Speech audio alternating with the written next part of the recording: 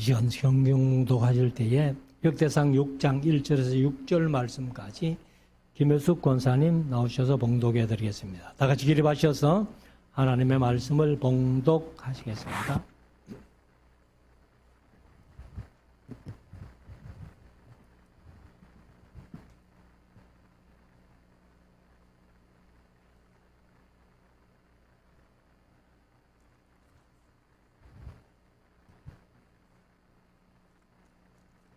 레아의 아들들은 게르손과 그핫과 무라리요. 그핫의 아들들은 아므람과 이스할과 헤브론과 우시엘이요. 아브라함의 자녀는 아론과 모세와 미리암이요. 아론의 아들들은 나답과 아비후와 엘리야살과 이다말이며, 엘리야살은 비느하스를 낳았고, 비느하스는 아비수아를 낳았고, 아비수아는 붓기를 낳았고, 붓기는 우시를 낳았고, 우시는 스리히야를 낳았고, 그라히야는 무라웃을 낳았고. 아멘. 착석하시고.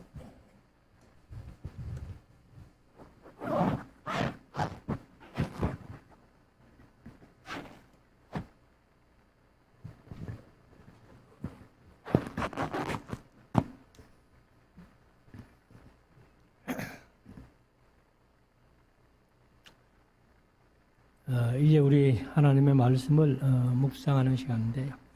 오늘은 역대상 6장 1절에서 6절까지 읽었습니다만, 오늘 6장, 7장, 8장까지 오전에 말씀드리고, 그리고 오후에는 이제 9장, 10장까지 말씀을 드리면은 사울 왕가가 몰랑하는 얘기까지 나오고, 그다음에 이제 11장부터 29장까지는 온통 다윗의 얘기입니다. 그 부분은 우리가 조금 더 상세하게 살피기로 하고, 오늘 이제 이 6장부터는 제목을 대제사장의 계보다 이렇게 말씀을 드렸습니다만은, 사실 이제 4장부터 12지파의 계보를 쭉 얘기를 하는 중에 이제 유다 지파가 먼저 소개되고, 유다 지파에 속해 있는 그 지파가 또 시몬 지파예요. 그래서 시몬 지파를 얘기를 했고, 그 다음에 이제 그 에브라임 지파, 그 다음에 이제 오늘은 그 므낫세 지파까지 5장에서 얘기를 하고, 6장에서 이제 레위 지파 중에서 특별히 제일 먼저는 대제사장의 계보를 소개를 하고 있습니다. 그래서 이 대제사장의 계보를 우리가 이제 잠깐 말씀드리면은, 자, 1절부터 한번 보십시다. 레위의 아들들은 게르손과 그핫과 머라리요. 그런데 여기는 역대기에는 또 그핫이라고 해놨어요. 그래서 민수기에는 고핫이죠. 그래서 고핫이나 그핫이나 같은 이름이다 하는 것을 볼 수 있고, 그리고 이제 민수기 3장부터 이렇게 쭉 보면은 사실은 이제 이 레위 자손 세 자손의 직임을 하나님께서 주셨고, 그리고 또 이제 그 특별히 게르손 자손 머라리 자손은 수레 2과 소 4마리, 그 다음에 수레 4과 소 8마리를 줬는데, 고핫 자손에게는 아무것도 안 줬어요. 왜 그런가 하면은 어깨에 메고 수레에 싣고 가는 물건이 아니고, 성막의 그 기구들을 제사장들이나 레위 고핫 자손들이 이제 어깨에 메고 가도록 그렇게 명령을 하셨기 때문에 고핫 자손에게는 주지 않으셨는데, 아무튼 이 레위의 아들들이 세 아들이고, 그 세 아들의 자손을 게르손 자손, 머라리 자손, 고핫 자손, 혹은 거핫 자손이라고 이렇게 표현을 합니다. 그리고 이제 거핫의 아들들은 하고 아므람과 이스할과 헤브론과 우시엘이요 이렇게 했습니다.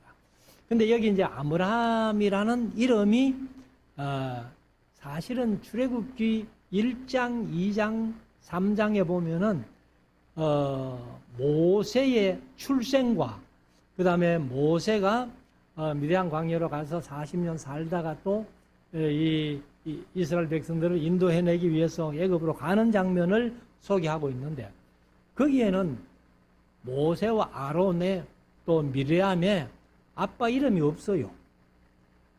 그래서 아므람이라는 이름이 그 뒤에 나오는데 여기에서는 바로 이제 아므람의 자녀는 하고 3절에 아론과 모세와 미리암이요. 아론의 아들들은 나답과 아비후와 엘르아살과 이다말.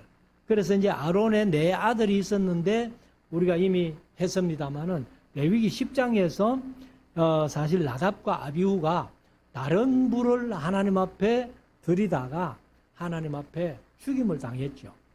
그러고 나서 이제 이 엘르아살과 이다말 두 아론의 아들이 이제 쭉 이렇게 그 후손들이 계속 이제 대제사장직을 이어가는데 나중에 이제 다윗 시대에 보면은 사실은 그 제사장들도 특별히 그 반열을 쪼개 가지고 그래서 이제 봉사를 하게 됩니다.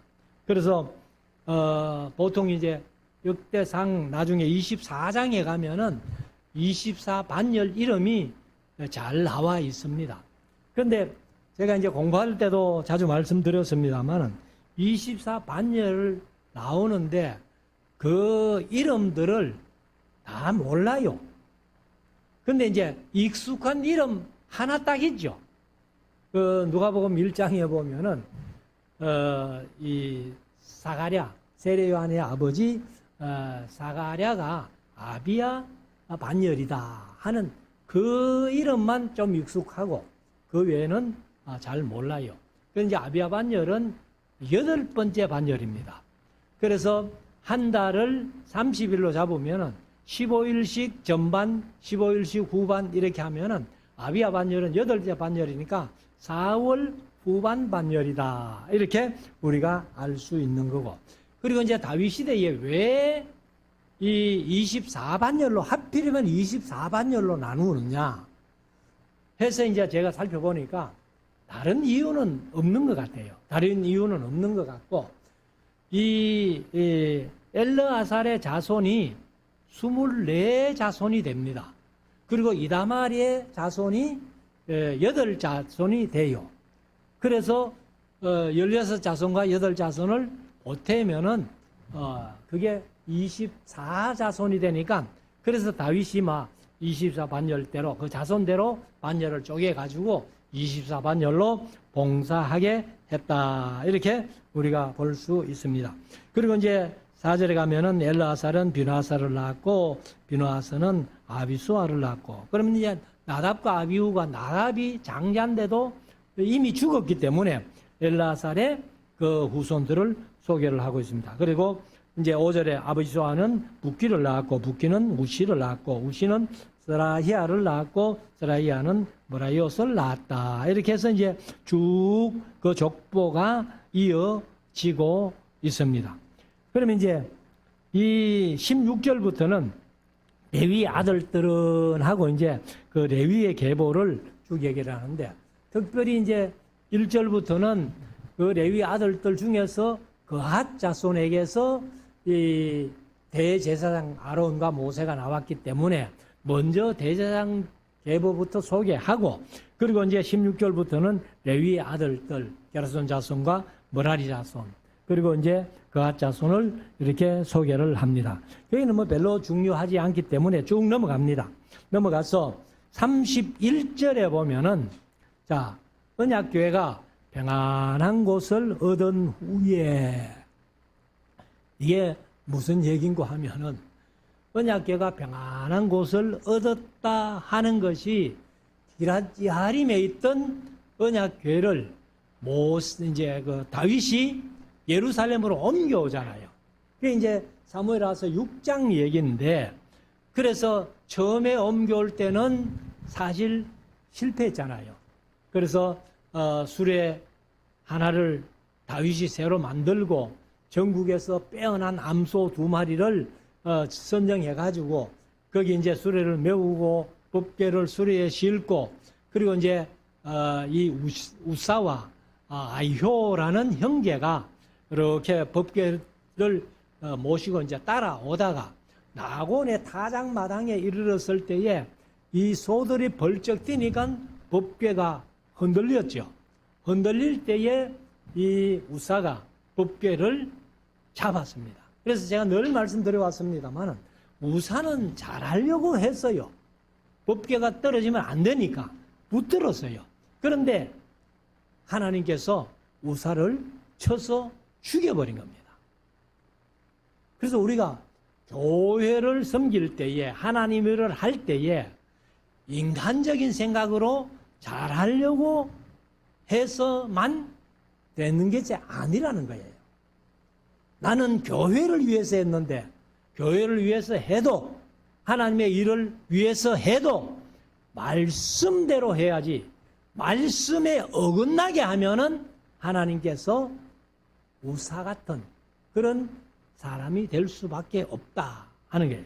그래서 이제 언약궤가 평안한 곳을 얻은 후에 이건 이제 다윗이 기럇야림에 있는 법궤를 예루살렘으로 옮겨서 그렇게 이제 평안히 이렇게 있은 후에 다윗이 이 아래의 무리를 세워 여호와의 집에서 찬송하는 일을 맡게 하매 32절 솔로몬이 예루살렘에서 여호와의 전을 세울 때까지 그냥 다윗이 여호와의 전을 세우고 싶어 가지고 그렇게 이제 사무엘하서 7장에 보면은 그 소원을 가졌는데 하나님께서 다윗에게 직접 말씀하시지 않고 나단 선지자에게 다윗이 하나님의 집 여호와의 전을 지을 마음만 있는 것도 내가 너무 좋다는 거예요.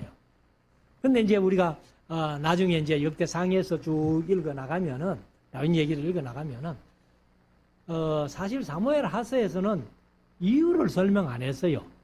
왜 다윗이 성전을 못 세우느냐 하는 이유를 설명하지 않았는데 사실은 이제 역대기를 쭉 읽어 가면은 이제 하나님이 설명을 합니다. 다윗은 전쟁을 너무 많이 해가지고 손에 피를 많이 흘렸다는 거예요. 그래서 안 되고 그리고 네 아들 솔로몬 그래서 이제 평화의 왕으로 오는 그 솔로몬이 성전을 짓게 될 것이다. 그렇게 말씀을 하셨습니다. 그래서 이제 나단 선지자가 이 다윗에게 얘기를 했고 근데 이제 다윗은 자기가 성전을 짓지는 못했지만은 설계도를 다윗이 받아요. 성전 설계도를. 그리고 성전 지을 자료를 다 준비합니다. 솔로몬은 그냥 짓기만 한 거예요.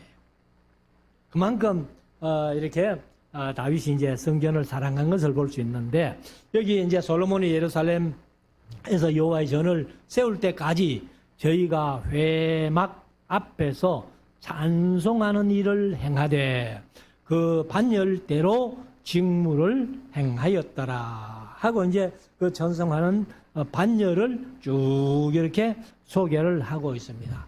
여기에서 이제 사실은 다윗 시대에 찬송하는 일을 맡은 사람이 아삽과 헤만과 여두둔이거든요. 그런데 여기 말씀에는 보면은 이 찬송하는 일을 행한 사람이 바로 여두둔, 헤만밖에 소개를 하고 있지 않습니다. 그래서 이 33절에 보면은 직무를 행하는 자와 그 아들들이 이러하니 그핫의 자손 중에 헤만은 찬송하는 자라. 그래서 이제 헤만을 대표자로 세우고 그 다음에 이제 그 찬송하는 그 직분을 맡은 그런 그핫 자손들을 쭉 이름을 이제 소개하고 있습니다. 그리고 이제 49절로 가면은 이제 아론과 그 자손들은 번제단과 향단 위에 분향하며 제사를 드리며 지성소의 모든 일을 하여 하나님의 종 모세의 모든 명령대로 이스라엘을 위하여 속죄했다. 속죄 제사를 드릴 수 있는 사람이 제사장이기 때문에, 그래서 이제 아론의 자손들이 그핫 자손 중에서 아론이 택함 받고 아론의 후손들이 이제 이 대제사장으로 이렇게 섬기는 것을 얘기를 하고 있습니다. 그러고 나서 이제 쭉 그냥 읽어보면은 이 자손들을 소개를 하고 있고요. 그 다음에 이제 7장으로 넘어갑시다. 7장에 가면은 여기 이제 이사갈 지파 사람들을 소개를 하고 있고, 그 다음에 이제 6절부터는 베냐민 지파, 그리고 이제 13절에는 납달리 지파는 뭐 짤막하게 한 절밖에 기록이 안 되어 있습니다. 그리고 14절부터는 이제 므낫세 지파, 20절부터는 에브라임 지파가 쭉 소개되고 있는데, 그럼 특별히 이제 에브라임 지파를 우리가 조금 한번 생각해 보면 20절 한번 보십시다. 에브라임의 아들은 수델라요, 그 아들은 베렛이요, 그 아들은 다하시요, 그 아들은 엘르아다요, 그 아들은 다하시요. 그리고 이제 쭉 내려가서 27절에 보면은 그 아들은 눈이요, 그 아들은 요수아더라.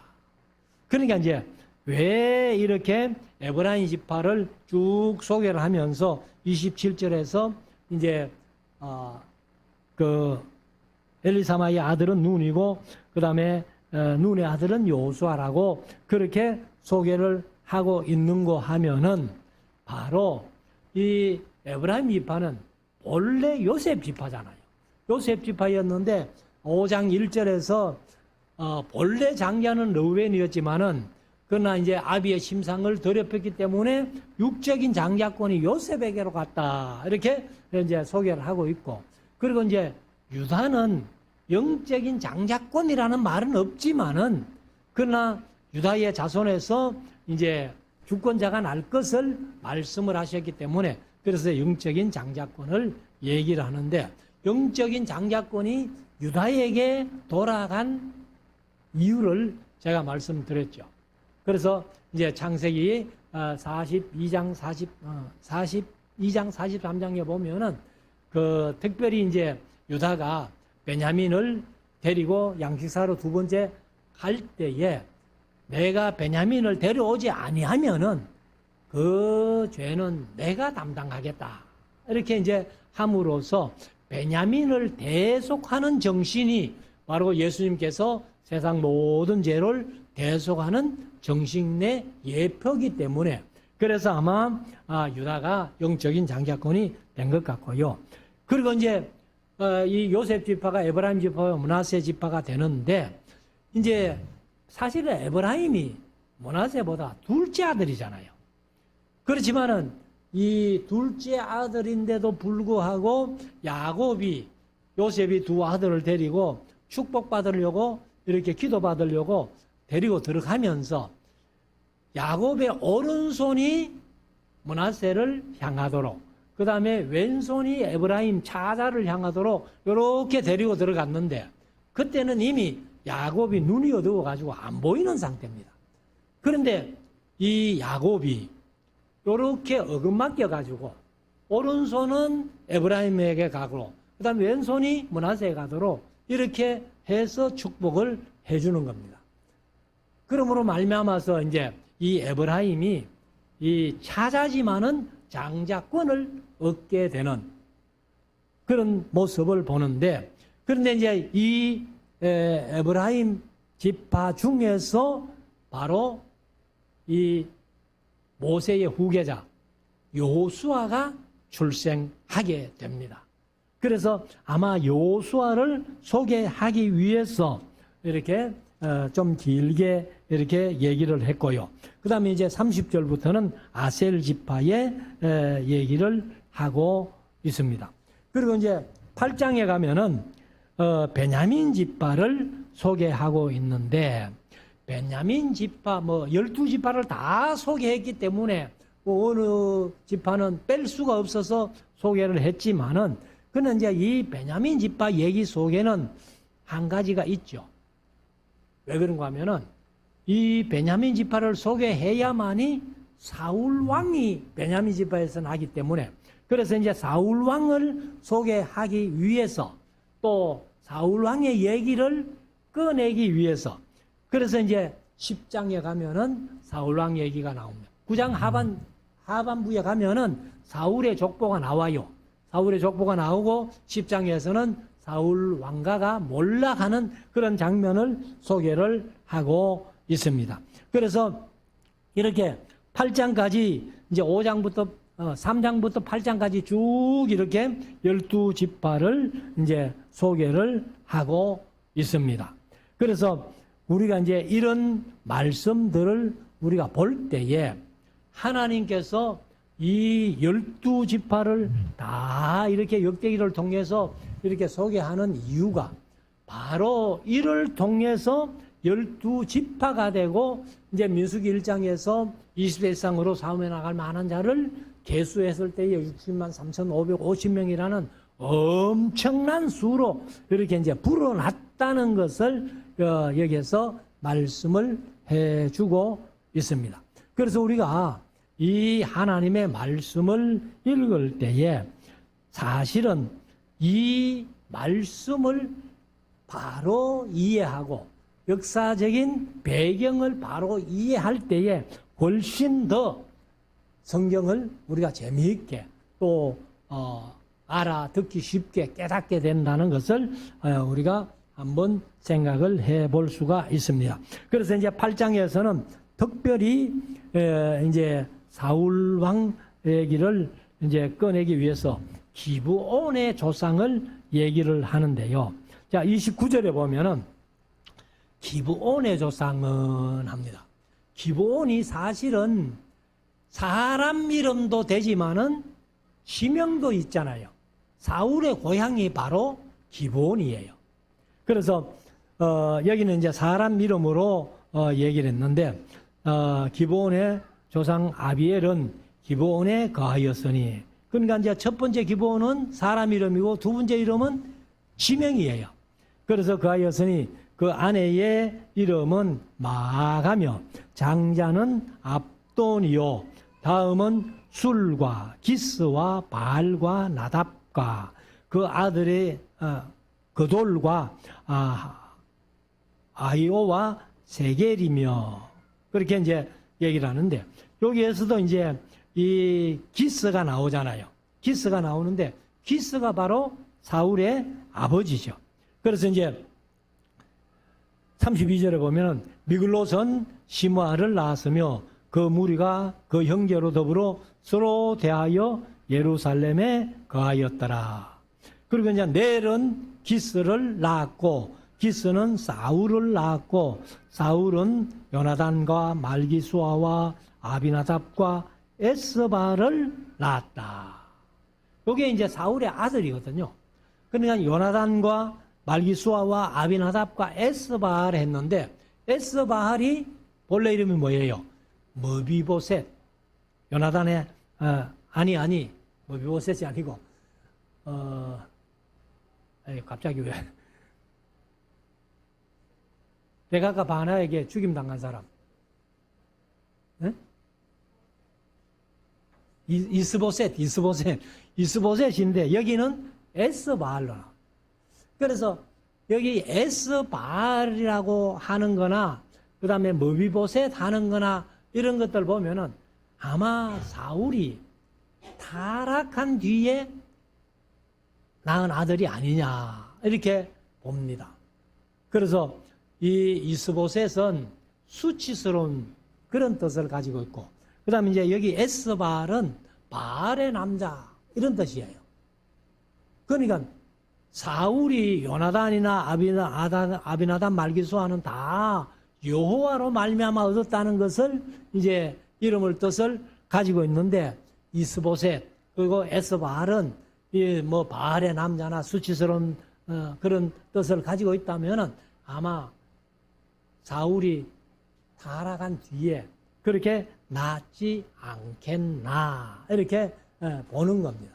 그래서 사무엘상 4장에 가면은 이 이스보셋이 즉위한 것을 이제 얘기를 하는데, 이 왕으로 즉위할 때가 40세다 이렇게 표현했네요. 제가 이제 공부할 때에 그런 말씀 드렸습니다만은 40세가 맞다면은 이스보셋은 불구자일 것이다. 왜? 40세 같으면 군에 가야 돼요. 지금 요나단이나 아비나단 말기수아는 군에 갔잖아요. 군에 갔는데 이스보셋은 군에 안 갔거든. 40세 같으면은 20세 이상으로 군에 가야 되는데 안 갔다는 거예요. 그러면은 불구자였거나 그렇지 않으면은 20세 이하일 것이다 이렇게 보는데, 그러면 어느 게 맞을 것 같아요? 20세 이하가 맞는 거예요. 왜? 사울이 타락한 뒤에 이스보셋을 낳았으니까. 그러나 아직 20세 이하가 돼가지고 군회를 안 갔겠다 이렇게도 우리가 볼 수 있습니다.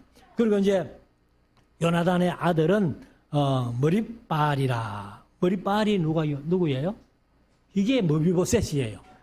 그 다음에 이제 미가를 낳았고, 머리빨은 미가를 낳았고, 미가의 아들들은 비돈과 멜렉과 다레아와 아하스며, 아하스는 여호아따를 낳았고, 여호아따는 엘레멕과 아스마웻과 시므리를 낳았고, 시므리는 모사를 낳았다.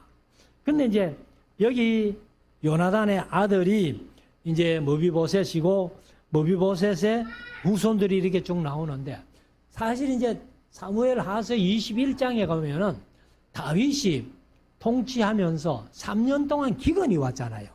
기근이 왔을 때에 하나님 앞에 물어봐요. 내가 뭘 잘못해가지고 이렇게 내가 통치하는 이 기간에 3년씩이나 기근이 옵니까? 하니까 이 길랏 야베스 사람들의 원한 때문이다. 그렇게 얘기를 해요. 그러니까 이 다윗이 이제 길랏 야베스 사람들을 불러다가 너희들이 도대체 무슨 원한이 있노? 이렇게 물었잖아요. 그러니까 이 사람들이 사울이 왕이 돼가지고, 근데 사울이 왕된 얘기가 이제 사무엘상 초반부터 이렇게 쭉 나오는데, 사무엘상에는 그런 얘기가 없어요. 없는데 이 길랏 야베스 사람들이 뭐라고 얘기를 했어요? 사울이 우리를 죽이겠다는 거예요. 일부를 죽이고 우리를 다 멸하려고 그렇게 했기 때문에 우리의 원한은 뭐 돈 문제가 아니야. 그러면 어떻게 하면은 너희 원한이 풀리겠노 하니까 이 길랏 야베스 사람들이 말해요. 사울의 후손 7명을 우리에게 주면은 그 목매어 달고 나면은 우리가 원한이 풀리겠다. 그런데 다윗이 사울의 아들을 이렇게 살펴보니까 없는 거예요. 그리고 또 머비보셋 하나 있는 거, 이거는 요나단하고 맹세하고 약속을 했기 때문에 내줄 수가 없는 겁니다. 그런데 이 사울의 첩의 아들, 그 다음에 메랍의 딸 메랍의 아들 5, 그 다음에 첩의 딸 2, 첩의 아들 2를 해가지고 7명을 줬더니만은 이제 길랏 야베스 사람들이 다 목매어 달고, 그리고 이제 그 시체를 바위 위에 이렇게 해놨는데 짐승들이 이렇게 오니까 사울의 첩이 그 뭐 짐승들 쫓고 뭐 그런 얘기가 사무엘 하서에 나오잖아요. 그래서 그렇게 하고 나니까 하나님께서 이제 다윗의 기도를 들으시고 그 기근을 풀어주셨다 하는 그런 얘기들. 이렇게 보면은 이런 것들이 이제 다 이렇게 좀 연관이 돼 있는 겁니다, 사실은. 그래서 요나단의 아들 하나, 머비보셋, 여기는 이제 머리빨이라고 그렇게 표현했는데, 그리고 이제 37절에 가면은 모사는 비누아를 낳았으며 비누아의 아들들은 라바요, 그 아들은 엘르아사요, 그 아들은 아셀이며 아셀에게서 6 아들이 있어 그 이름이 이러하니 아스리감과 보고루와 이스마엘과 사랴와 그 다음에 오바다와 하난이라. 아살의 모든 아들이 이러하며 그 아우 에색의 아들은 이러하니 그 장자는 울람이요 둘째는 여우스요. 셋째는 엘리벨렛이며 울람의 아들은 다 큰 용사요 활을 잘 쏘는 자라. 아들과 손자가 많아 모두 150인이었더라. 베냐민의 자손들은 이러하였더라. 사실 이제 베냐민 지파가 사사기 19장부터 사건 때문에 사실은 베냐민 지파가 거의 멸절할 뻔했잖아요. 그래서 겨우 이스라엘과 베냐민 이스라엘 11지파하고 베냐민 한 지파하고 싸워가지고 베냐민 지파가 600명밖에 남지 않았습니다. 그런데 이제 이스라엘 그 11지파가 참 이건 우리가 해도 너무했다 해가지고 근데 이제 그들이 우리의 딸들을 베냐민 지파에게 주지 않기로 맹세를 해버렸기 때문에 그래서 여자들을 이제 잡아다가 베냐민 지파에게 줘가지고 베냐민 지파가 이제 작은 지파가 되는 거예요. 근데 그 작은 지파에서 사울이라는 왕이 나왔다는 거예요. 그래서 우리가 이제 베냐민 지파가 작은 지파면서도 나중에 남북이 갈릴 때에 열왕기상 12장에서 북방 이스라엘과 남방 유다가 갈릴 때에 남방 유다로 떨어져 나온 두 지파가 바로 베냐민 지파, 유다 지파. 베냐민 지파, 유다 지파의 공통점이 왕을 배출한 지파. 이렇게 해서 이제 갈리는 겁니다. 그리고 이제 북방 이스라엘은 10지파가 가고. 그런데 레위 지파는 사실 이쪽 저쪽도 아니에요. 요셉 지파가 2지파가 됐기 때문에 레위 지파 빼고도 이제 12지파가 되니까 이스라엘이 10지파, 남방 유다가 2지파 이렇게 되는 겁니다. 그래서 우리가 이제 이 역대기를 통해 가지고 앞에서 없던 얘기, 사무엘 상하나 열왕기 상하에서 없던 얘기가 이제 우리가 역대기에는 많이 포함되어 있습니다. 그래서 좀 세밀하게 알고자 하면은 역대 상하를 우리가 자세히 읽어보면은 사무엘 상하, 열왕기 상하에 없던 얘기도 많이 기록됐다 하는 것을 우리가 느낄 수가 있습니다. 그래서 오늘 8장까지 말씀드리고 오후에는 이제 9장, 10장 이렇게 말씀드리고 그 다음에 이제 다음 주부터는 11장부터는 이제 온통 다윗 얘기입니다. 29장까지가 다윗 얘기이기 때문에 여기는 이제 조금 더 세밀하게 안 빼고 여기 이제 족보는 이름들이 하도 어렵고 하기 때문에 이렇게 그냥 좀 넘어갔습니다만은 11장부터는 좀 한 절씩 읽으면서 그렇게 말씀을 드리겠습니다. 제가 이제 대화설교를 하면서 미리 이렇게 예고를 어차피 한 다음에 하니까 집에서 좀 복습이 아니고 예습을 좀 해오십시오. 한 번씩 읽어오시면은 훨씬 쉽게 이해가 될 것이고. 그리고 이제 제가 미리 말씀드립니다만은 카톡에다가 제가 주보를 올리잖아요. 주보를 올렸을 때에 주보에 문제를 한번 답은 안 쓰더라도 문제라도 한번 읽고 오면은 그 내용을 훨씬 더 잘 이해할 수 있습니다. 그래서 우리가 하나님의 말씀을 보다 더 좀 정확하고 세밀하게 이렇게 잘 이해해서 하나님의 뜻을 이루어드리는 우리 모두가 될 수 있기를 주의 이름으로 축원합니다. 기도드리겠습니다.